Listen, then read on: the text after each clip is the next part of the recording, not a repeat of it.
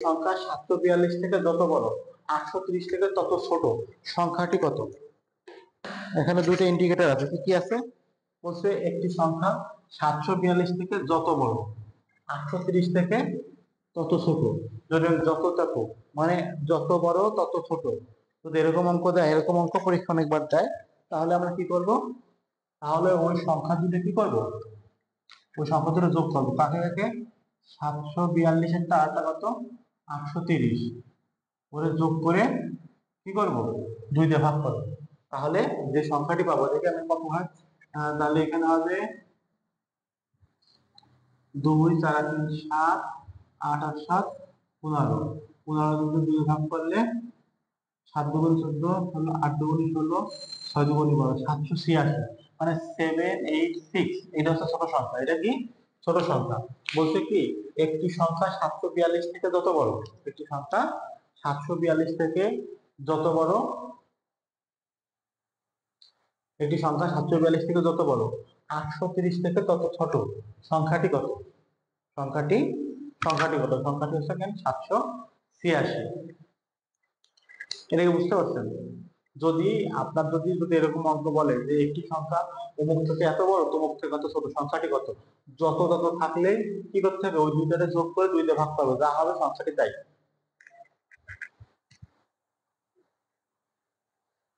ঠিক আছে? আচ্ছা, এটা যদি কনসেপ্টটা যদি ক্লিয়ার না হয়, ক্লিয়ার মানে কি, এটা তো আপনার বুঝাই দিলাম যে এটা যদি যত পর্যন্ত মানে এরকম থাকে, যত তত থাকে, তাহলে ওই দুইটা যোগ করে 2 দিয়ে ভাগ করলে সেটা হবে সংখ্যাটি। এখন আমি যদি এটা লিখিত ফরম্যাটে করতে যাই, তাহলে কি হবে, ধরলাম আমি সংখ্যাটি থেকে ধরলাম এক্স, সংখ্যাটি কত ধরলাম, ধরলাম সংখ্যাটি হচ্ছে এখানে আমাকে এক্স, সংখ্যাটি হচ্ছে এক্স। বলছে একটি সংখ্যা 742 থেকে যত বড়, 742 থেকে যত বড়, তখন সংখ্যাটি 742 থেকে বড়, তাহলে সংখ্যাটি যদি আমি এখানে এক্স ধরি, হ্যাঁ, তাহলে 742 তার থেকে কত হবে, ছোট হয়ে যাবে, হয়েছে। আবার একইভাবে কি বলছে, 830 থেকে তত ছোট, 830 থেকে ছোট, তার মানে 8 দিয়ে দিল, তাহলে 830 থেকে কি ছোট সংখ্যাটি কত? আমি যদি এটারে করি, তাহলে এই এক্স এই পাশে আসলে কত হবে, 2x, আর এখানে 830 আর হচ্ছে যোগ 742, তাহলে এখানে করলে কত হবে, 1572,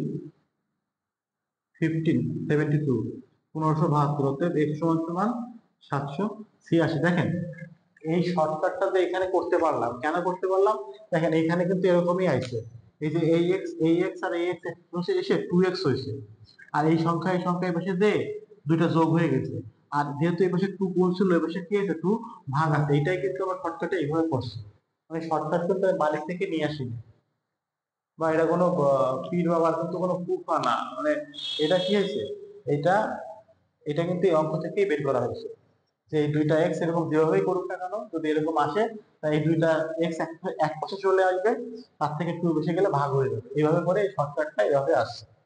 এখন আসেন যে এইখানে আপনাদের কোনো প্রশ্ন আছে কিনা,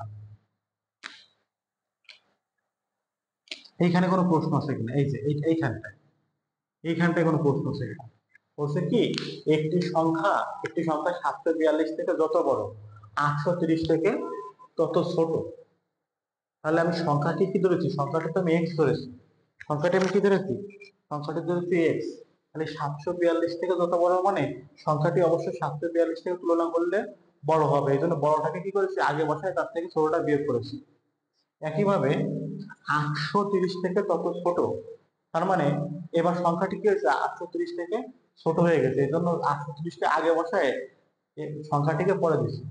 বিয়োগের ক্ষেত্রে কিন্তু এটা কিন্তু একটা গুরুত্বপূর্ণ নিয়ম, যে বিয়োগ যখন করবো তখন যেটি বড় সেটিকে আগে দিতে হবে, ছোটটি পরে দিতে হবে।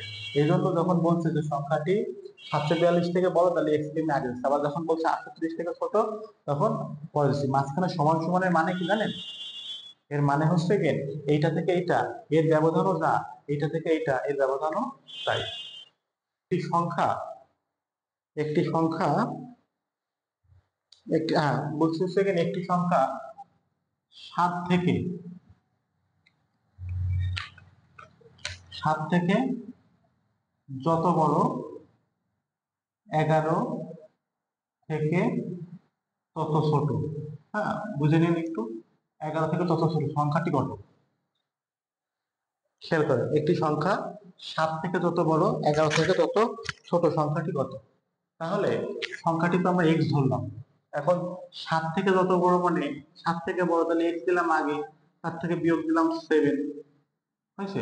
আবার 11 থেকে তত ছোট, 11 থেকে তত ছোট মানে হচ্ছে গেন 11 হচ্ছে বড়, 11 থেকে এক্স বিয়োগ করলাম, করছি।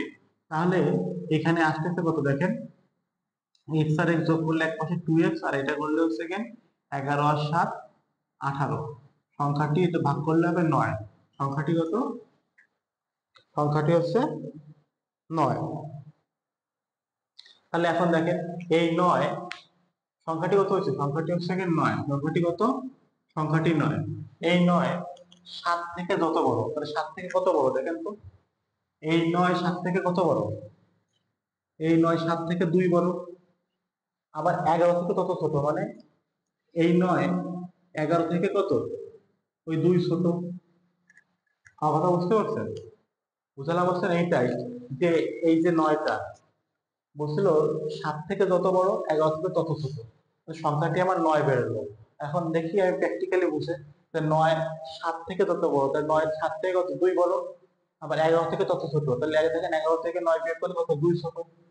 মানে এই পাশের অংশের, তাহলে এই পাশের অংশে দেখেন, এই পাশের অংশে যদি এক্স এর জায়গা 9 বসাই দিই, আর এই পাশের অংশে আমি এক্স এর জায়গা যদি 9 বসাই দিই, তাহলে এই 2 সমান সমানে পার্থক্য কত হবে? 9 থেকে 7 পার্থক্য হচ্ছে 2, 11 থেকে 9 পার্থক্য হচ্ছে 2। দেখেন এই পাশেরও, এই পাশের ফলাফল 2, এই পাশের ফলাফল 2, অতএব দুই পাশে কি একই ফলাফল বলে মাঝখানে আমি সমান সমান চিহ্ন বসাইতে পারছি। আমি বোঝাতে চাচ্ছি এই, যে এইখান থেকে এটা বিয়োগ করলে আর এখান থেকে এটা বিয়োগ করলে, কেন এখান থেকে এটা বিয়োগ করে এখান থেকে এটা বিয়োগ করে মাঝখানে সমান সমান বসালাম, বসাইতে পারছি এই কারণে, এখান থেকে এটা বিয়োগ করলে এর ব্যবধানও যা হবে, এখান থেকে এটা বিয়োগ করলে এদের ব্যবধানও তাই হবে। এটা কিন্তু অনেক গুরুত্বপূর্ণ একটা লার্নিং থিংস। হ্যাঁ, যেমন এইখান থেকে এক্স থেকে 7 বিয়োগ করলে ব্যবধান 2 হয়েছিল, আবার 11 থেকে এক্স বিয়োগ করলে ব্যবধান 2 হয়েছিল, যেহেতু আমরা ওখানে দেখলাম। এই ব্যবধান সমান বলে কি আমি এখানে সমান সমান চিহ্ন বসাইতে পারছি। আশা করি বুঝতে পারছেন। না বুঝতে পারলে আপনি কমেন্ট বক্সে জানাবেন, চেষ্টা করবো বোঝানোর জন্য। হ্যাঁ।